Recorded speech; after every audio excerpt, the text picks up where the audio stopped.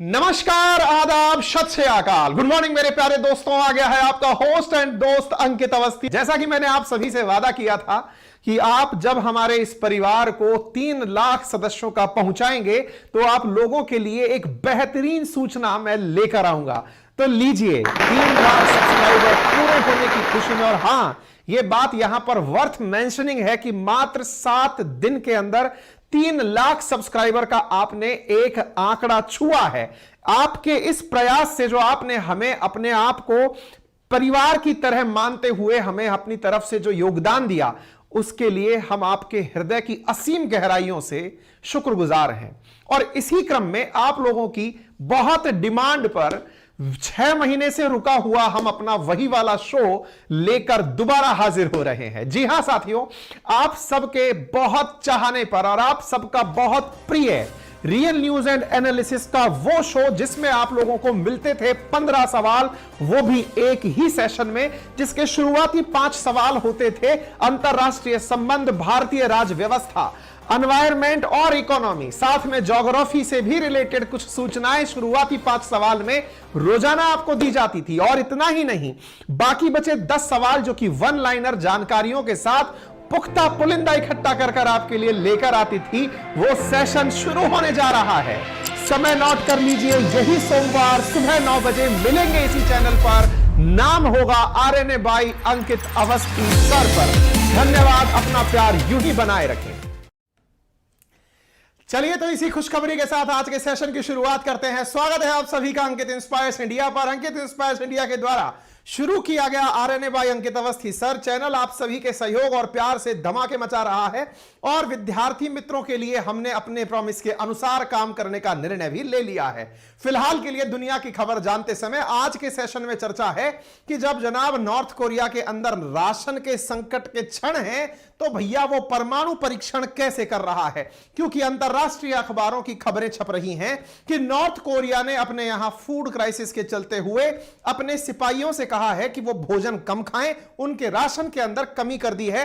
दुनिया भर के अखबार इंक्लूडिंग बीबीसी ने आज इसी खबर को छापा है। इतना ही नहीं, north Korea faces food crisis in light of gruesome military prowess. आप यहां पर ये खबर तमाम अखबारों की न्यूज कटिंग्स की देख रहे हैं। इससे आप इस बात को समझ सकते हैं कि खबर तो गंभीर है।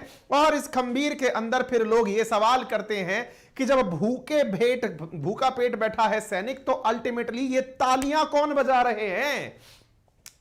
जब आपके घर में राशन नहीं है तो बिना राशन के सैनिक इतना खुश कैसे हैं? तो यही तो सेशन के अंदर आज जानना है कि जिस देश के अंदर भोजन के नाम पर जब फर्टिलाइजर की बात आती है कि साहब खाना बनेगा तो उसके लिए उत्पादन के लिए जरूरी है फर्टिलाइजर हो, और जब फर्टिलाइजर की जरूरत होती है तो उस देश का तानाशाह कहता है कि आप अपने यूरिन का उपयोग फर्टिलाइजर में कर लें।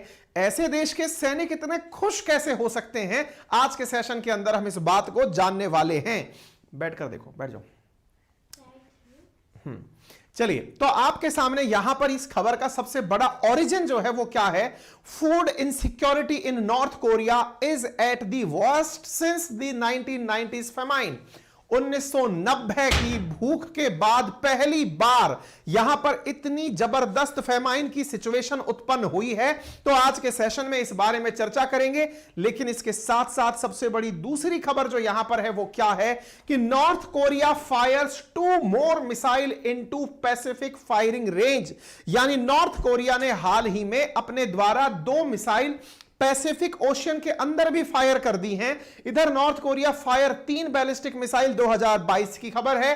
नॉर्थ कोरिया से it tested ICBM in surprise drill. कहने का मतलब यह है खाना खत्म होने की सूचना भी सुर्खी है, तो भाई साहब आपके द्वारा मिसाइल चलाया जाना भी सुर्खी है। ये 2 सुर्खियां एक साथ कैसे संभव हैं? आज के सेशन में इस बात की इसलिए चर्चा होगी। एक मिसाइल को चलाने की अनुमानित लागत 80 करोड़ रुपया होती है। तो ये इतना पैसा इनके पास आ कहां से रहा है? क्या ये जानबूझकर अपने लोगों को भूखा रखते हैं, या फिर किसी दूसरे देश के द्वारा इन्हें पर्टिकुलर इसी काम के लिए फंड दिया जा रहा है? क्योंकि अमेरिका ने हाल ही में आरोप लगाया है कि रूस नॉर्थ कोरिया से मिसाइल खरीद रहा है। अगर ऐसा है तो क्या नॉर्थ कोरिया चाइना की और रूस की कोई लेबोरेटरी तो नहीं? जिसके नाम पर मिसाइलों का परीक्षण होता हो और फिर यहां से मिसाइलों के लिए बने पैसे से काम होकर बस केवल इतना ही काम करा के आगे चल दिया जाता हो। ये तमाम जानकारियां सुर्खियों में हैं। फिलहाल जो मिसाइलों की हम बात करते हैं, हमने आज के सेशन में आरएनए में भी चर्चा किया था। इंटरकॉन्टिनेंटल बैलिस्टिक मिसाइल है जिसकी रेंज बताई जाती है 13,000 किलोमीटर, जो कि दुनिया के लिमिटेड केवल 8 ही देशों के पास में संभव है। उनमें से नॉर्थ कोरिया वो देश है जिसके पास एक कॉन्टिनेंट से चली हुई मिसाइल दूसरे कॉन्टिनेंट यानी अमेरिका तक मार कर सकती है। इतना ही नहीं, इसके पास एटम बॉम्ब भी है और यह प्रूवन है किस आधार पर?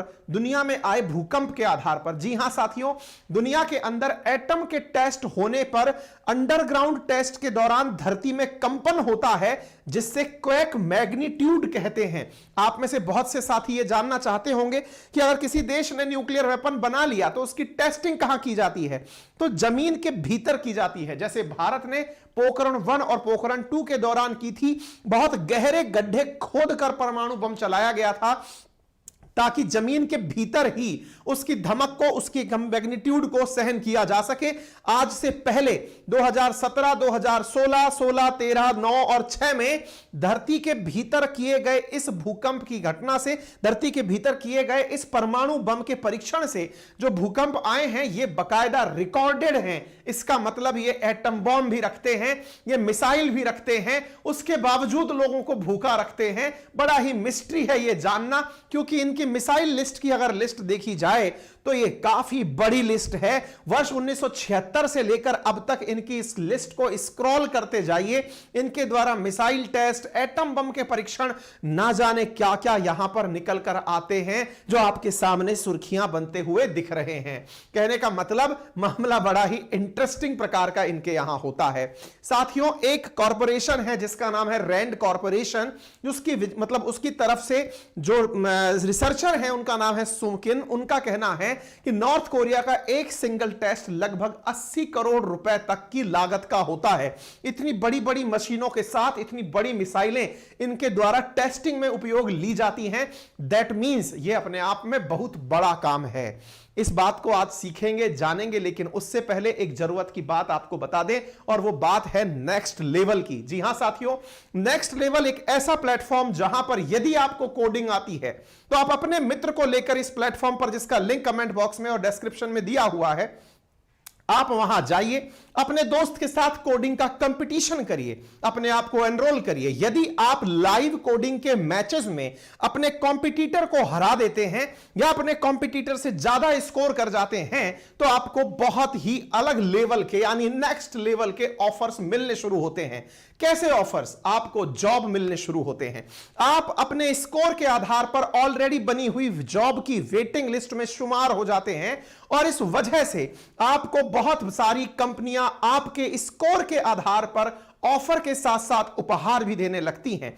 यहां पर बहुत से वो लोग आपके सामने विजेता के रूप में दिखाई दे रहे हैं जिन्होंने जनवरी 2023 के अंदर विजेता बनकर के उपहार जीते हैं। इतना ही नहीं, जो इसी प्रकार की वेटिंग लिस्ट में शुमार हुए हैं, जिन्हें नेक्स्ट लेवल प्लेटफॉर्म के माध्यम से इतनी बेहतरीन कंपनियों के भीतर जॉब करने का मौका मिला है।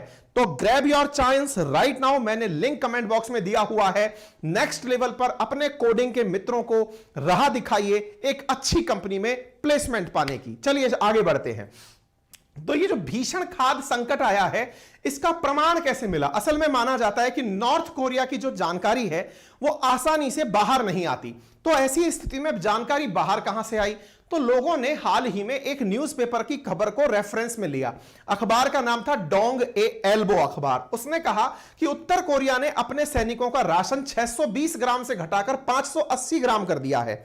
द इंडिपेंडेंट नाम के एक अन्य अखबार ने एक जानकारी देते हुए कहा कि दक्षिण कोरिया ने इस बात की जानकारी बाहर निकाली है कि यहां के लोगों के लिए खाद्यान्न का संकट उत्पन्न हो रहा है। लोग घरों में भूखे मर रहे हुए दिखाई दे रहे हैं। यानी लोगों को जब तलाशा जा रहा है तो या तो सर्दी और भूख दोनों ही कारण से, सर्दी में लोगों के पास ईंधन नहीं है, खाने के लिए भोजन नहीं है, लोग घरों में मरे हुए पाए जा रहे हैं। इन लोगों की जब जानकारी को स्टैटिक्स के साथ में मैच किया जाता है तो जानकारी मिलती है कि नॉर्थ कोरिया के अंदर इस समय खाद्यान्न का संकट उत्पन्न हो रखा है। इसके पीछे की बहुत बड़ी वजह 2019 में आई बाढ़ थी। असल में साथियों, उत्तर कोरिया में जब जब बाढ़ आई है, नॉर्थ कोरिया ने बहुत बड़ा फेमाइन देखा है।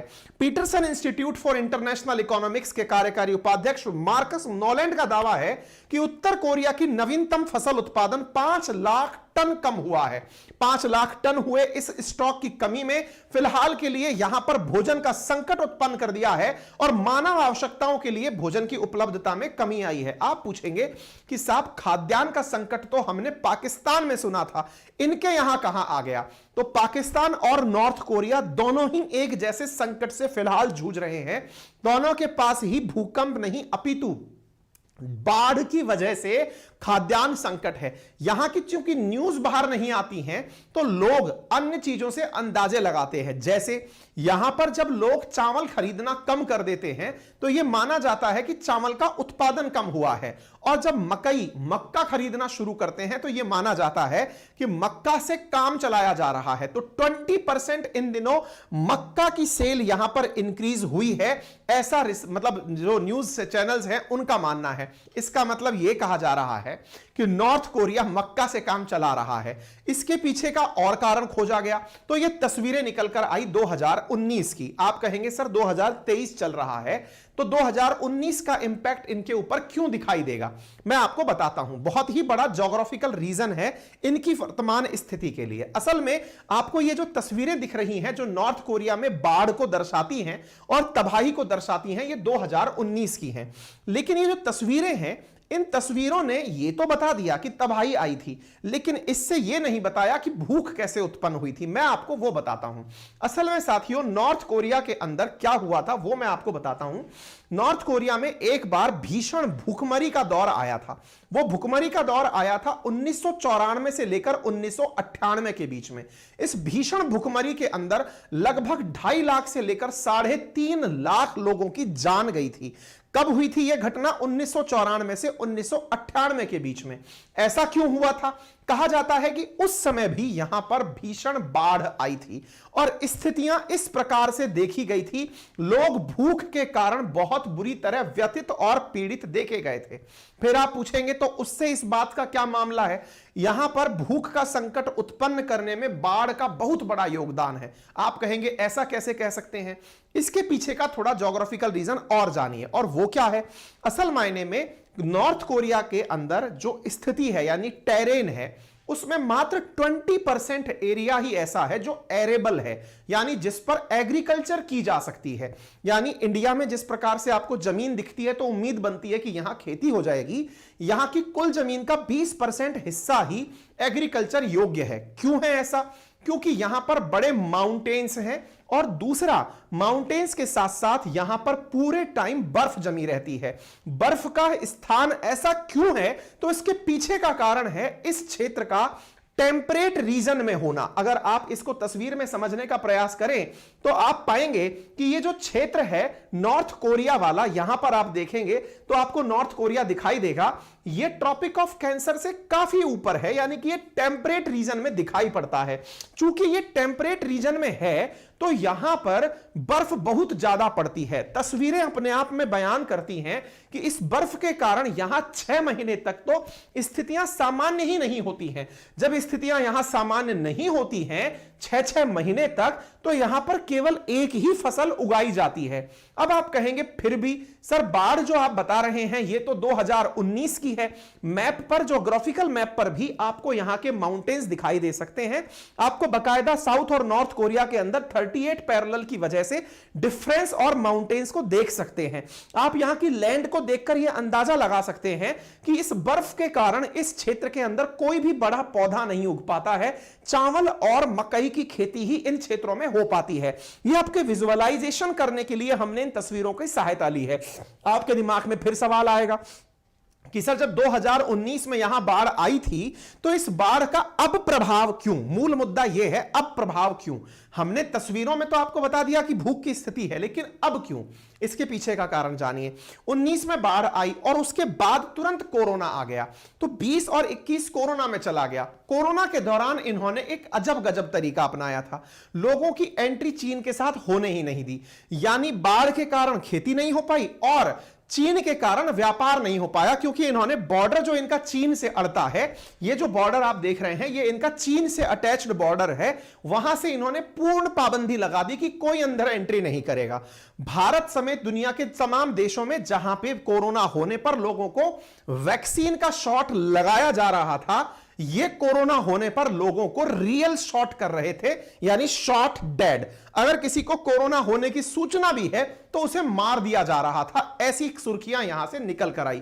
तो ये सुर्खी है 2019 की, जब यहां पर पावरफुल टाइफून आया था, जिसका नाम मतलब पावरफुल टाइफून नॉर्थ कोरिया के अंदर आया था। स्थितियां बड़ी विकट हुई थी, जिसके कारण यहां पर स्थितियां आज की भीषण भुखमरी के रूप में निकल कर आ रही हैं। आप पूछेंगे सर ऐसा थोड़ी होता है, आप किसी भी चीज को कभी से रिलेट कैसे कर सकते हैं।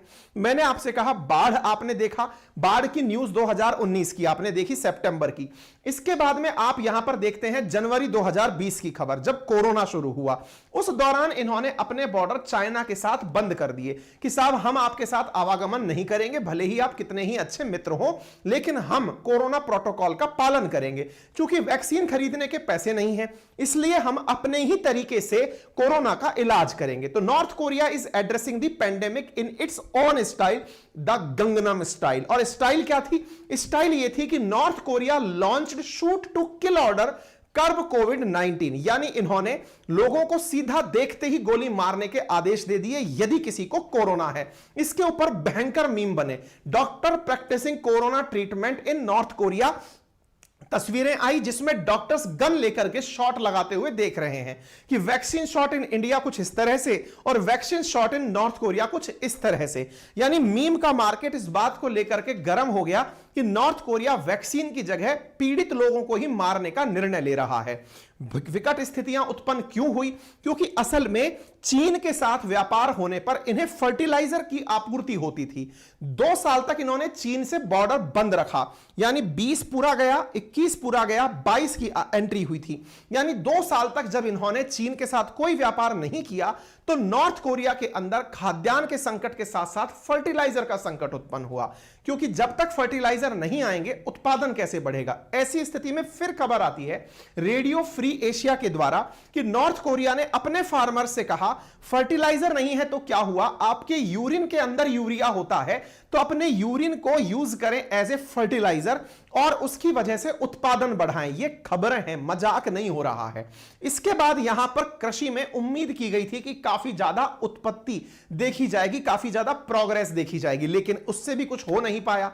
2021 की अक्टूबर की खबर देखते हैं और उसमें लिखा है amid food crisis north Korea ने अपने लोगों से कहा कि जब भोजन नहीं है तो हमें 2025 तक कम खाना चाहिए।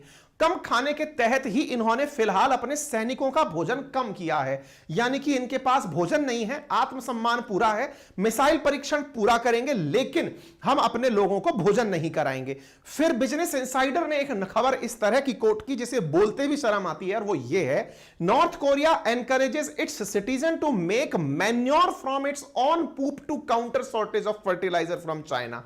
मतलब अपने ही जो अपना शौच है उसका उपयोग करें फर्टिलाइजर के रूप में। अब आप में से कुछ लोग कहेंगे सर इसमें भी बुरा क्या है, शौच का तो उपयोग नेचुरल ऑर्गेनिक फर्टिलाइजर के रूप में होता ही है, बिल्कुल होता है, लेकिन एक ही साधन ये बचे क्योंकि आपको चीन से व्यापार नहीं करना है, ये थोड़ा शर्मिंदगी पूरक है। खैर कोई नहीं, इनके अपने तरीके से देश चला रहे हैं। फिलहाल के लिए जब ये चीजें खत्म हुई तो आते आते 2023 आ गया। 2022 के एंड में सुर्खी आती है कि नॉर्थ कोरिया ने चाइना के साथ अपने कॉरिडोर को 2 साल बाद ओपन कर दिया है। ये सारी बातें फिलहाल तक ये अपडेट करने के लिए पर्याप्त थी कि इन्होंने एक फूड क्राइसिस झेला है जो अब तक इनके पास लॉन्ग लास्टिंग तरीके से चल रहा है। लेकिन सवाल जस का तस है कि जब घर में नहीं है भोजन करने के लिए कुछ भी, तो फिर ये परीक्षण कैसे करते हैं? किम जोंग उन इतने भारी भरकम मिसाइलों का, जो कि इंटरकॉन्टिनेंटल बैलिस्टिक मिसाइल है, दुनिया के लगभग अधिकांश देशों के पास जिस तरह की मिसाइलें नहीं हैं, ऐसी मिसाइलें जो अगर चला दी जाएं तो दुनिया में बहुत दूरी तक मार कर सकती हैं, नॉर्थ कोरिया से निकलकर अमेरिका को मार सकती हैं, ऐसी मिसाइलों के लिए इनके पास पैसा कहां से आता है? यह बड़ी ही विचित्र घटना है। एक आंकड़ा बताता है कि नॉर्थ कोरिया के द्वारा सालाना अपने मिसाइलों पर $560 मिलियन खर्च किया जाता है, लेकिन अपने भोजन पर $417 मिलियन। यानी मिसाइल के मामले में बंदा झुकेगा नहीं, लेकिन भोजन के मामले में कॉम्प्रोमाइज कैसे भी कर सकता है। यह है यहां का तानाशाह किम जोंग उन। साथियों, अब इसी विषय के ऊपर आगे बढ़ते हुए जानकारी मिलती है अमेरिका के मौजूद रिसर्च एंड एनालिसिस कॉर्पोरेशन की सू किम कहती हैं अपने द्वारा कि नॉर्थ कोरिया में एक सिंगल टेस्ट की कीमत 80 करोड़ रुपए पड़ती है। जानकारों का कहना है कि कोविड महामारी, यूएन के प्रतिबंध और फूड क्राइसिस के बाद नॉर्थ कोरिया में इतने बड़े पैमाने पर सैन्य प्रदर्शन असंभव था जो इसने किया है। भुखमरी से पीड़ित होने के बावजूद इन्होंने मिसाइलों का परीक्षण किया है और परमाणु बम की धमकी दुनिया भर को टिकाई है। इसके पीछे दो बड़े कारण हो सकते हैं। वो क्या है? अमेरिका के दुनिया में दो बड़े दुश्मन हैं, जिनमें एक है चीन और दूसरा है रूस। माना जाता है कि ये दोनों ही नॉर्थ कोरिया को मदद देते हैं। अब सवाल बनता है, जब बॉर्डर बंद है तो मदद कैसे देगा? तो आंसर है, चीन जो है वो नॉर्थ कोरिया का ट्रेड पार्टनर है। संभव है ऑनलाइन मदद भेजी जाती हो, या फिर दुनिया के लिए रूट्स बंद हो लेकिन रास्ते से कुछ काम हो रहा हो।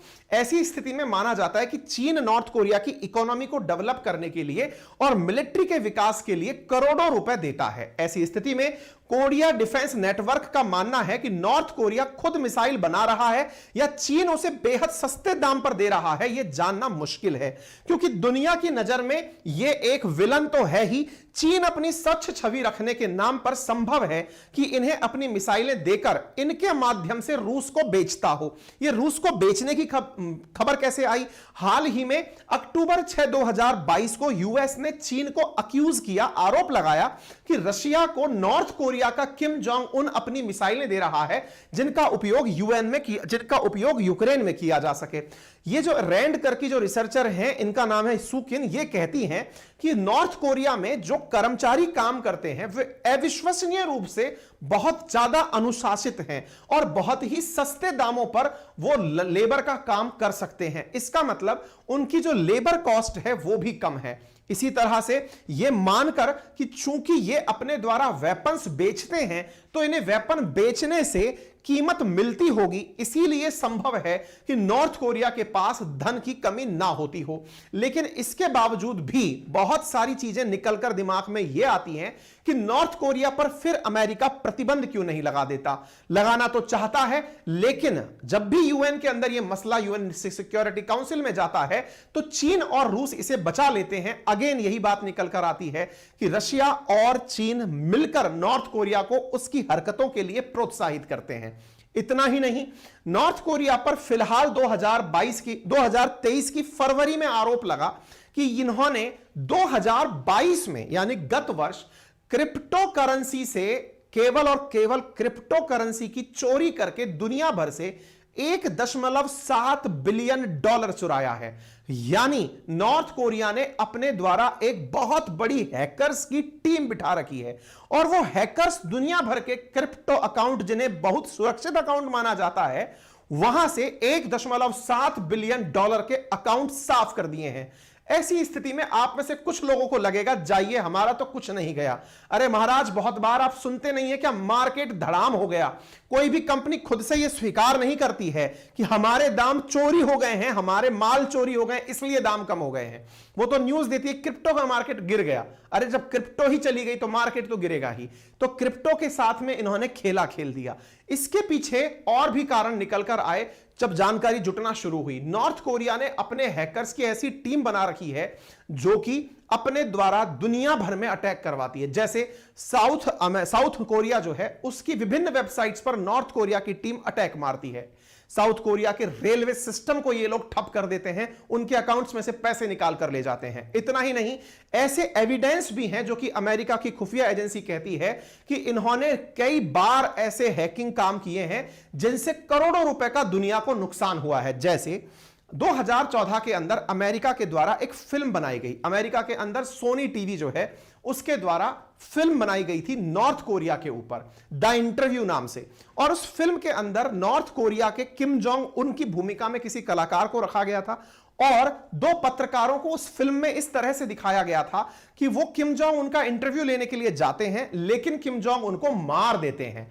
यह बात किम जोंग उनको पता चल गई कि फिल्म के अंदर मुझे मारा गया है। उसने उसे सीरियसली ले लिया। सीरियसली लेकर उसके हैकर्स ने सोनी टीवी के जितने भी ऑफिसेज हैं और जितनी भी वेबसाइट्स हैं उन पर इतनी हैकिंग की कि लगभग 3000 लोगों का पर्सनल डेटा चुरा दिया और वो पर्सनल डेटा विभिन्न वेबसाइट्स पर फ्री में अपलोड कर दिया। यानी जितने की फिल्म बनी नहीं थी, उस समय $4 करोड़ की फिल्म बनी थी, उससे ज्यादा सोनी को नुकसान हो गया। ये सारे कारनामे इन लोगों के द्वारा, नॉर्थ कोरिया के हैकर्स के द्वारा किए जा रहे थे। यह फिल्म थी द इंटरव्यू के नाम से, जो 2014 में पब्लिश की गई थी। ऐसा ही नहीं, इस फिल्म में केवल नॉर्थ कोरिया के किम जोंग उन को मारे जाने पर जो खबरें निकलकर आई थी, उस खबर को जब यूएस ने पूरी तरह चेक किया तो पता चला कि सोनी टीवी को हैक करने में 3 नॉर्थ कोरियन हैकर्स का कमाल था, जो उन्होंने इतना बड़ा नुकसान कर दिया था। खैर, अगर आपको जानकारियां पूरी तरह से समझ में आ गई हैं, पूर्ण मनोरंजन आपका हो गया है, तो फिलहाल के लिए इस मनोरंजन के लिए आप हमें धन्यवाद के रूप में आपके वीडियो के राइट हैंड कॉर्नर में नीचे की तरफ एक सब्सक्राइब का बटन दिया हुआ है, उसे दबा दीजिए। उससे फायदा यह होगा कि अगली बार आपको जब भी सूचना देने के लिए हम उपस्थित होंगे, आप तक सूचनाएं सबसे पहले पहुंच जाएंगी। फिलहाल के लिए इतना ही। बाकी हमने एक लिंक आपको कमेंट बॉक्स में पिन किया है नेक्स्ट लेवल का, आप वहां जाकर के अपने लिए, अपने कोडिंग मित्रों के लिए जॉब का प्रेफरेंस दिला सकते हैं, उन्हें जॉब कोडिंग के क्षेत्र में बहुत अच्छे से उपलब्ध करा सकते हैं। और हां, आज रात को जो हमारा आरएनए बाय अंकित अवस्थी चैनल है, उस पर YouTube चैनल पर आप लोगों के लिए एक बेहतरीन सेशन लिया जा रहा है, एजुकेशनल है। पृथ्वी की बढ़ गई है एक और परत। जानिए क्या है मामला, सुनने में आया है, सुनाएंगे हम। ये खबर है बहुत काम की। मेरे प्यारे साथियों, इसके साथ साथ आप सभी को ज्ञात हो कि हमारे द्वारा हमारा एप्लीकेशन आरएनए बाय अंकित अवस्थी शुरू कर दिया गया है, जिस पर आप लोगों के लिए पेड कोर्सेज अवेलेबल हैं। चूंकि पेड कोर्स की वैलिडिटी 6 मंथ है, इसलिए हमारे द्वारा कॉल सेंटर्स पर इस तरह की न्यूज निकल कर आई कि सर, चूंकि 6 मंथ की वैलिडिटी है, तो हम जिस दिन कोर्स शुरू होगा उस दिन से वैलिडिटी के लिए कोर्स खरीदेंगे। मैं आपको सूचना देना चाह रहा था, मेरी टीम ने मुझे आज बताया। साथियों, आप अपना कोर्स अगर आज भी परचेज करते हैं तो आपकी कोर्स की वैलिडिटी 1 मार्च से ही शुरू होगी।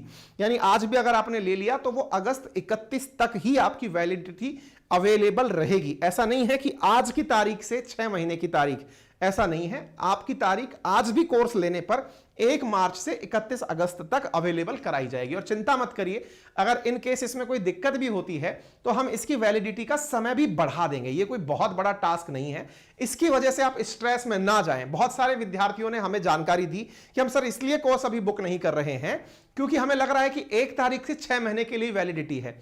आप चाहेंगे तो इस वैलिडिटी को हम ओपनली अनलिमिटेड टाइम के लिए कर देंगे। क्राइटेरिया 6 महीना नहीं है। 6 महीना यह बताने के लिए है कि इतने बढ़िया subjects, history, geography, polity, economy जैसे सब्जेक्ट आप लोगों को पूरे 6 महीने के भीतर खत्म करा दिए जाएंगे। क्राइटेरिया बताने का उद्देश्य जो था बताने का, वो ये था, ना कि ये कि 6 महीने बाद आपको दोबारा रिचार्ज कराना है। अरे नहीं भाई, आपके लिए पहले ही इतने नॉमिनल कीमत पर कोर्स लाए हैं। अगर आपको 2 बार शोषण करना होता तो फिर हम ये काम नहीं करते ना यार। और वो सूचना जरूर हमें बताइएगा वो कैसी लगी आपको, जिसमें हमने आपको सूचना दी है कि हमारे इस आरएनए चैनल पर आप लोगों के लिए वो एजुकेशनल क्लास वापस आ रही है, जिसमें, लेकिन भैया इस बार हमें हिम्मत देना आप ना, बहुत मेहनत लगती है यार उसके अंदर। पूरा नियमित रूप से सुबह उठो, तैयार करो और फिर आपको पढ़ाने आओ। लेकिन हाँ, पूरी जिम्मेदारी से करेंगे यार। बहुत मन में आ रही है, एकदम ना निकल के आ रही है पढ़ाने की। तो पढ़ाएंगे बहुत बढ़िया से YouTube चैनल पर, करंट अफेयर्स फ्री।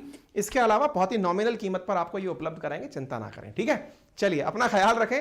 और जिनको सब्सक्रिप्शन लेना है जल्दी से जाइए, एप्लीकेशन है अपना जिसका डिस्क्रिप्शन में लिंक दिया हुआ है, कमेंट में भी लिंक दिया हुआ है, वहां से जाकर अपना कोर्स बुक कर लीजिए। धन्यवाद।